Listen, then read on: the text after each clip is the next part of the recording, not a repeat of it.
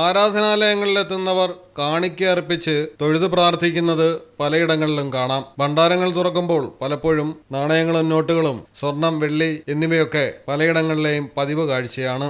എന്നാൽ അമ്മായിയമ്മയെ കൊല്ലാൻ ദൈവത്തിന് കുറിപ്പിട്ടിരിക്കുന്നു ഏതോ ഒരു വിശ്വാസി. ഭഗവാനെ, അടുത്ത ഉത്സവത്തിന് മുൻപ് അമ്മായിയമ്മയെ മുകളിലേക്ക് എടുക്കണേ എന്നാണ് കുറിപ്പിലുള്ളത്.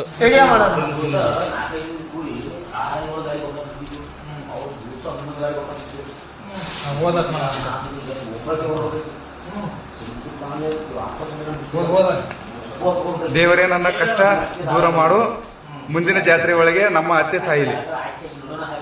കർണാടകയിലാണ് സംഭവം. ബെളഗാവി ജില്ലയിലെ പുളിയന്തേശ്വര ക്ഷേത്രം അധികാരികൾ കാണിക്ക എണ്ണി തിട്ടപ്പെടുത്താൻ എടുത്തപ്പോഴാണ് 100 രൂപയ്ക്കൊപ്പം ചുരുട്ടിവെച്ചിരുന്ന കുറിപ്പ് ശ്രദ്ധയിൽപ്പെട്ടത്.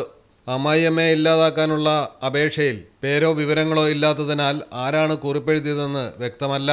മകന്റെ ഭാര്യയാണോ മകളുടെ ഭർത്താവാണോ എന്ന കാര്യത്തിലും സംശയം. News desk, Malayalam television.